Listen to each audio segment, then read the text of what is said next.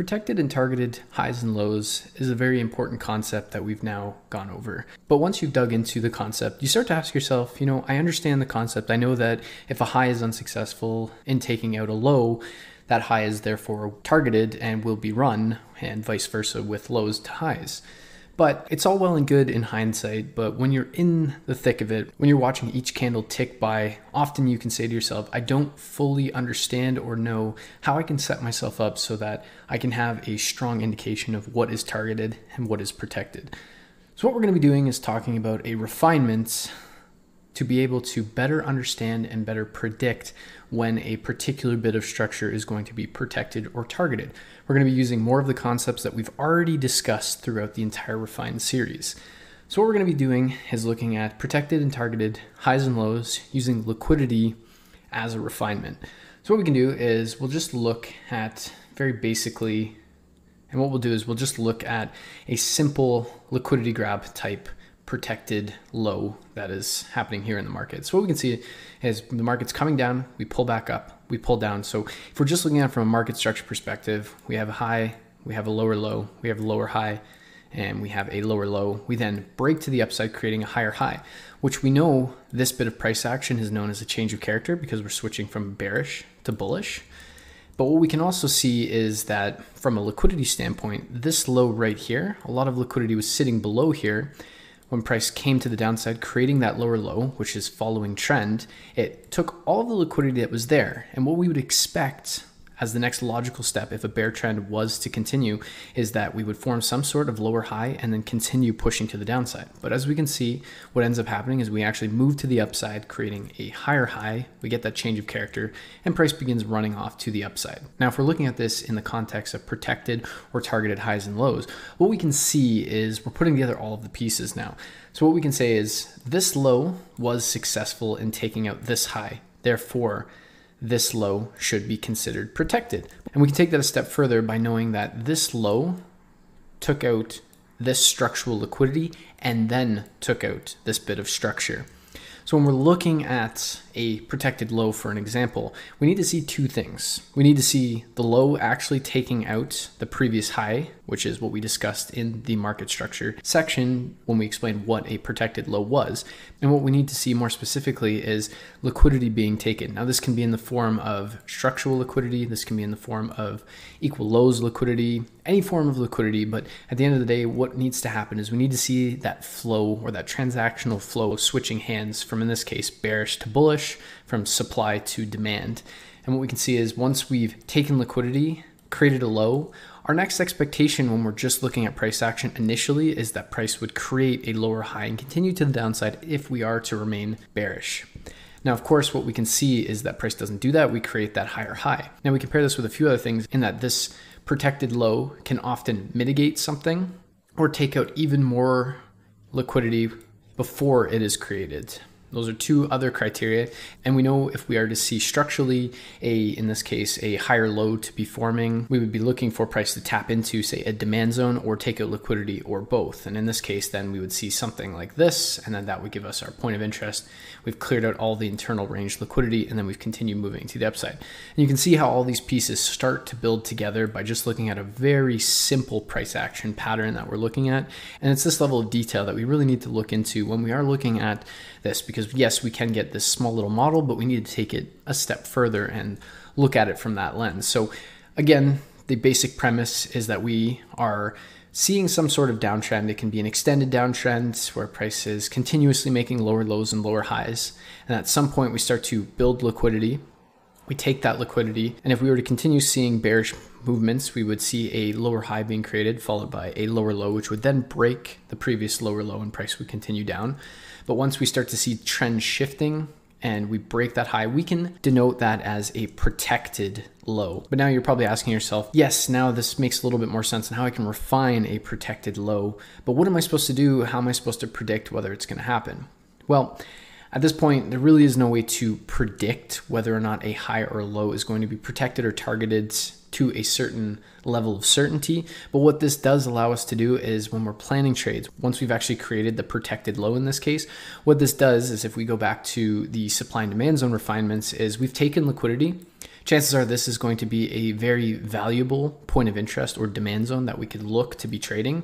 Not only have we taken liquidity and broken structure, if we have something like this where we create a demand zone, we take out liquidity, we break structure, and we've mitigated that demand zone, we now have an incredibly high probability that a demand zone is going to be respected. And not only that, because we know it's a protected low, we also know that the likelihood of price breaking below this particular low is significantly reduced because it is protected by nature. And then on the flip side, we can just look at the protected highs and the targeted lows. So what we can see on the flip side is that we're creating higher highs and higher lows. We have structural liquidity resting above this previous higher high after we formed this high. If we were expecting to see an uptrend continue, we would expect price to form some sort of higher low and then price to move to the upside, which would then form our higher high. But in this case, what we end up seeing is price moving to the downside, creating a lower low. This lower low creates a change of character and we're switching from bullish to bearish price action. Now, again, what we can more than likely see as well is that price could create something like this, where we have a lot more internal range liquidity, we mitigate some sort of supply zone, and then we create that protected high and then continue to the downside, which would then form a new point of interest. And like I spoke about in the previous supply example, we have a mitigation of a supply zone, we have a break of structure, we have liquidity being taken. So what we know is that this supply zone is incredibly high probability. We factor in the fact that we know that this high is more than likely going to be protected because a lot of momentum has been entered at this particular point in the markets. So from that perspective, price has no real reason to move to the upside initially. Yeah, of course, now we can argue that we're starting to create equal highs and that price could eventually at some point move to the upside, but from a mitigation standpoint, price is more than likely going to tap into the supply zone and continue moving in that otherwise downward trend based on the order flow that is being presented. And again, we can look at this example as well, where we have equal highs. We take the liquidity of those equal highs, we create a new higher high, and then what we end up doing is we break to the downside, breaking structure, breaking the last recent structural point, this higher low, and we move to the downside, creating a lower low. We see the change of character from bullish to bearish. And again, like the other crudely drawn examples that I've done, we have a potential supply zone that we're tapping into. We've taken liquidity, we've broken structure. We now have the workings of a very high quality, protected high supply zone that is being created, which gives us a lot of indication that this is going to be a really great opportunity to look for potential sells.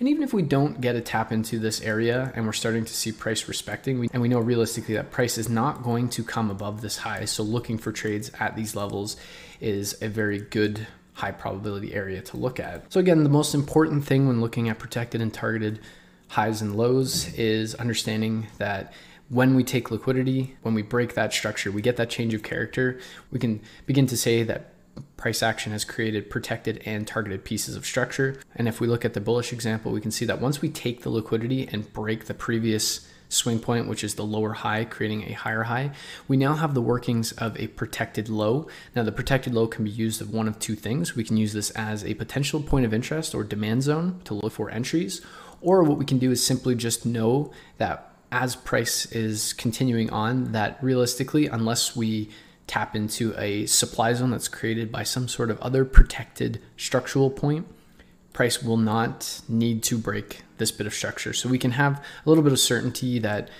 this is more than likely the lowest point the price is willing to go in this particular circumstance. But of course, as more candles are being printed, as more price action is happening throughout the market, this is going to change. And one other thing to note as well is you also have to begin to understand your time frames. If you look at a 15-minute protected low, for instance, is that going to be more powerful than a 4-hour protected high? No, of course not. So we need to be able to understand how fractal price action is and how all of these work together, and how price action on the 15-minute is building that 4-hour price action, and how we can have protected lows on a 15-minute chart but still be bearish on the 4-hour and have a protected high on that 4-hour chart, and how we can see that 15-minute shifting from bullish to bearish, and then everything aligning so that we can then look for bearish continuation trades that are in line with the higher time frame. And then finally, we'll just recap the supply zone as well. Again, we have liquidity that rests above this previous higher high. We take that liquidity, forming a new higher high. We break that swing point, create that change of character, and then price continues moving to the downside. We can say that this is now a protected high and that price has no reason to return above this point now that we've seen that change of character, now that we've seen that liquidity grab. And again, we can either use that as a high probability area to look for supply and look for trades, or just understand that price in its current state has no real discernible reason to move to the upside above that swing point, unless of course there are protected lows on a higher time frame or order flows beginning to shift. It all becomes down to, yes, we may have these points, but then where are we starting to react off of? Because just because a point is created, and I just want to emphasize this point, and just because a protected high is created, for instance, doesn't mean that it's not going to break at all and that there's no chance of it. If, say, this is the 15-minute chart, we're seeing that protected high being created, but let's just say below here is a 4-hour demand zone, so we know that we're already looking at higher time frame points of interest versus 15-minute, then we could see is, what does price action start to give us? If we start to see a protected low being formed within that, say on the 15-minute, reacting off of that 4-hour demand zone, and we start to see price action shifting, we start to see bullish order flow or the demand chain starting, we're starting to see mitigations of demand and prices continue moving to the upside, that might mean that things are changing and that this protected high on the 15-minute is now going to be some form of external range liquidity that we can look to target when we're looking to buy down at the 4-hour point of interest.